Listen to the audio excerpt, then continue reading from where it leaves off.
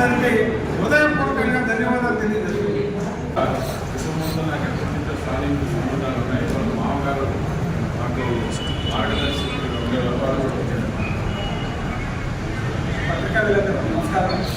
RTC అనేటువంటిది చాలా ప్రజలకితో కూడినటువంటి సంస్థ. అది నాకు ఇచ్చినటువంటిది ఈ యొక్క జోనల్ చైర్మన్ కానివ్వండి, ఆంధ్రప్రదేశ్ ఈ యొక్క ఆర్టీసీ బోర్డులో మేము బోర్డు డైరెక్టర్స్గా కూడా ఉంటాం కాబట్టి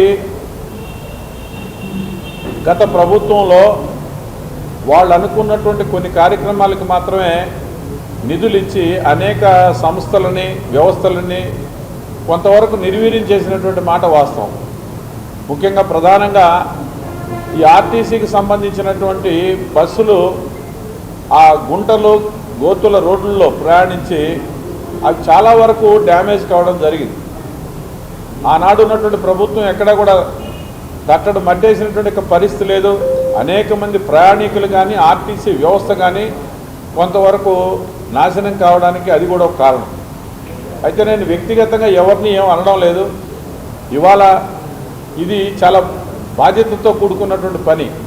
ఒకటి, ఆర్టీసీలో ఇవాళ సుమారుగా 8 నుంచి 10,000 మంది కార్మికుల యొక్క జీవితాలు దాంతో ముడిపడి ఉన్నాయి. కొంతమంది పెన్షనర్స్ ఉన్నారు. 8,000 పైచిలకు అక్కడ ఉన్నటువంటి కార్మికుల యొక్క వ్యవస్థ ఉంది. వాళ్ళ యొక్క అభివృద్ధి, వాళ్ళకు సంబంధించిన సంక్షేమం, వాళ్ళ గురించి కూడా పట్టించుకుంటారు ఒకటివైపు.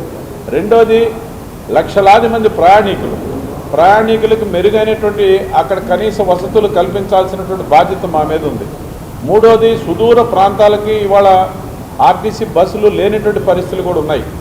కాబట్టి ఈ అన్నిటి యొక్క వ్యవస్థ ఏదైతే ఉందో దీంట్లో ఈరోజు ఉన్నటువంటి పరిస్థితుల్లో ప్రభుత్వంతో కలిసి మేము నాకున్నటువంటి అనుభవాన్ని కొంత ఉపయోగించుకొని మంత్రి నారాయణ గారితో కానీ, అదే రకంగా పెద్దలు రామనారాయణ గారు మంత్రి గారితో కానీ కలిసి ఈ జిల్లాలో ఉన్నటువంటి సీనియర్ ఎమ్మెల్యేలు మా మిత్రులు కోటమిరెడ్డి శ్రీధర్ రెడ్డి గారు కానీ, పెద్దలు చంద్రమోహన్ రెడ్డి గారు కానీ, అదే ప్రతి ఎమ్మెల్యే గారితో కూడా నేను మాట్లాడడం జరిగింది.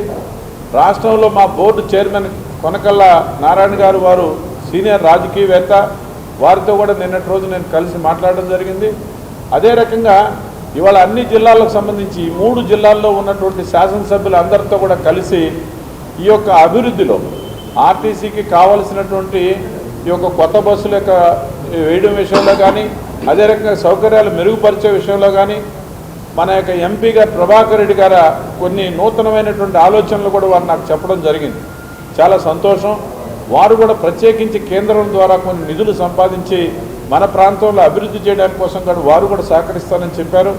ఆ రకంగా మనం ఈ జిల్లాలో ఉన్నటువంటి పెద్దలందరినీ కూడా కలిసి ఈ యొక్క ప్రజల సంక్షేమం విషయంలో స్వచ్ఛంద సంస్థలు కానీ లేదా సిఎస్ఆర్ ఫండ్స్ కానీ ఏదైనా సరే వీలైనంత వరకు తీసుకొచ్చి ఉన్నటువంటి పరిస్థితులను మెరుగుపరచడానికి కోసంగా మనకు ఉన్నటువంటి ఈ యొక్క డివిజన్ ఈ యొక్క ఏదైతే ఉందో ఈ ప్రాంతాల్లో ఆర్టీసీని ఒక మెరుగైనటువంటి సంస్థగా ప్రజలకు అందించేటువంటి ప్రయత్నంలో నా వంతు నేను ఖచ్చితంగా కృషి చేస్తానని ఈ సందర్భంగా నేను తెలియజేస్తూ ఉన్నా.